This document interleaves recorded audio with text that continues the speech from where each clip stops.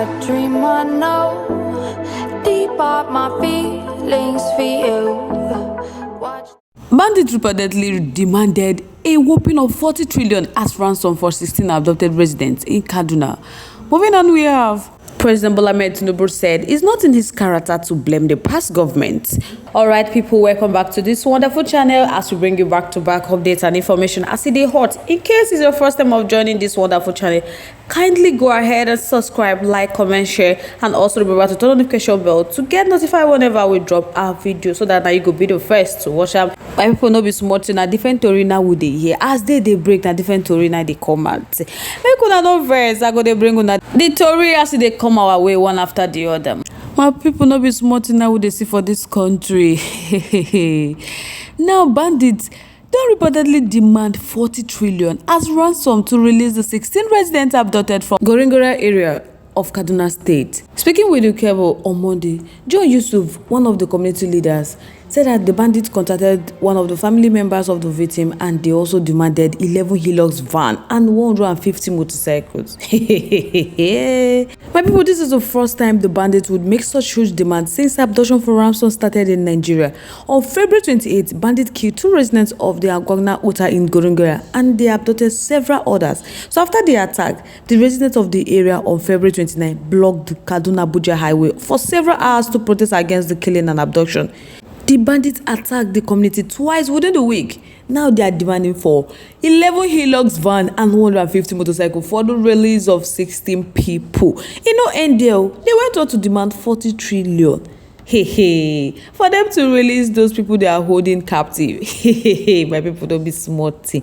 Where are we going to get this kind of money? Because Nigeria is in debt. Even if, they sell the entire community, they cannot even raise 40 trillion. Even Nigeria as a country has never made a budget of 40 trillion. The abduction, happened twice within 4 days interval. During the first attack, 3 people were kidnapped, while in the second attack, 13 people were abducted, bringing the total number of people being held captive to 16 persons. The community in Bl0w are surrounded by bushes, serving as hideout for the bandits. So the establishment of a military base will tackle the criminal oppression in the area.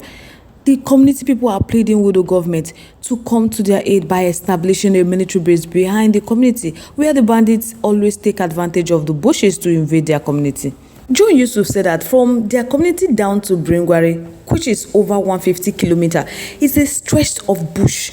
And they have also, have another stretch of bushes from Goringora down to Niger State. So as you all can see, the criminals have free access through the bush to their community. They are pleading on the government to help them. The army are really trying, despite the fact that they are seriously overstretched. So whenever they make a distress call, they come to their aid. But the problem is that before they reach the community, the bandits would have done what they wanted and left. The community leader commended the Nigerian army for the effort in fighting bandits. He called on the federal government, to take necessary action to address banditry, saying that if not, it is going to consume all of them. The audacity from these people is way too much. Very soon, the government will tag them as repentant bandits. What a nation. The masses are saying that most of the senators should go and settle them, since they said that there are no more banditry in the country. So maybe these ones are government officials. Nobody wants to question the past government by granting them amnesty, and they went on to pay them, surrendering despite what they did during Jonathan's regime. Bl0w said this kidnapping business is very lucrative in Nigeria. Only if people know that most of these government officials are using this bandit to raise money. If not, waiting be 40 trillion. How they want me Nigeria to get this money? The 2024 budget is not even up to 40 trillion. Even federal government don't get that kind of money. Abi bandits they stylishly demand for Nigeria as a whole. Well, I think the reason why they are asking for 40 trillion and other things because they believe say they fit get what they want since our government don't fail to secure the lives and properties of the citizens. Who is the terrorist negotiator and the government negotiator? You see, this is political sponsored. You see, this they didn't make such demand during Buhari's time and adoption because their person they sit And before you know it, the boys from the creek of the Niger Delta will do the same and make demands as well. But if this happens in the East, there will be full-scale deployment of troops and incessant killing by the Nigerian military. Nigeria's government shouldn't negotiate with terrorist organizations. Deploy the troops and stop playing politics. Bandits kidnapped 16 Kaduna residents demanding for 40 trillion naira, 11 Hilux van, 150 motorcycles in a country that has DSS, SSS with a sophisticated tracking system. It's high time everyone buys their own gun and protects themselves. If Nigeria really want to end this, they can do it. But because someone in government is working with these people, that is the reason why they don't want to let go of this bandit. So guys, I would like to know your thoughts, your contributions, opinions are in the comment section. I would love to hear from you. Let's keep the conversation live in our comment section. Moving on to the next one.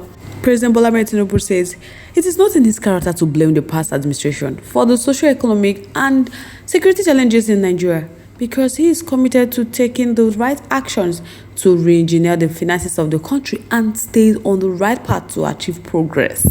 He said this at the flag-off of agric mechanization revolution for food security in Minna, the Niger state capital.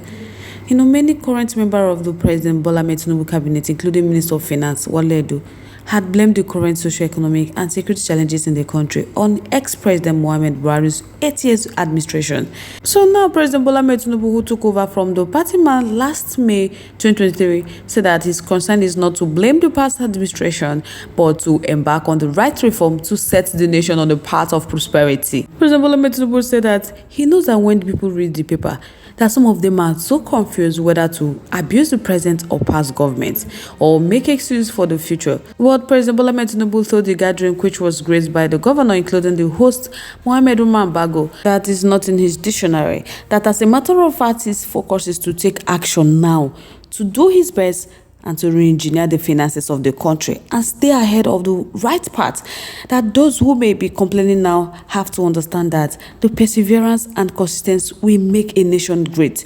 That Nigeria is battling masses, kidnapping, rising inflation, food inflation, forest crisis, economic hardship and high cost of living occasioned by the removal of fuel subsidy, attracting protests in the parts of the country.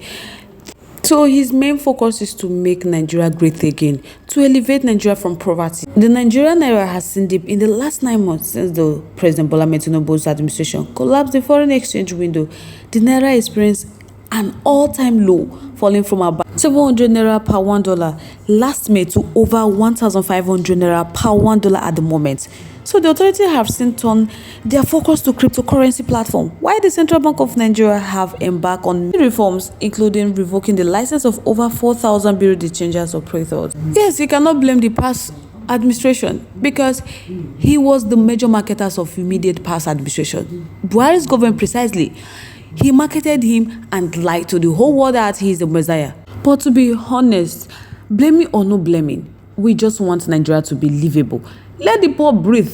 Initiate policies that will rebuild the economy, education, and every other basic need of the nation. Honestly, he don't have to blame anyone, but he has to blame himself for removing fuel subsidy without putting any palliative measures on ground to cushion the effect. He should have made sure that there are stable electricity supply, and he would have paid living wages to workers.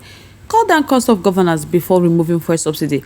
Again, as commander in charge, it is his duty to identify problems, their causes, and then provide solutions. Emi Loco, it's now your turn to better Nigeria and not sink her in the auction. It is not a question of grabbing power, but a matter of knowing what to do with power. So guys, I would like to know your thoughts, your contributions, your opinions are towards this issue. Once again, thank you all so much for staying tuned with us. We really do appreciate. On this note, we have come to the end of today's segment. Like, come your way next.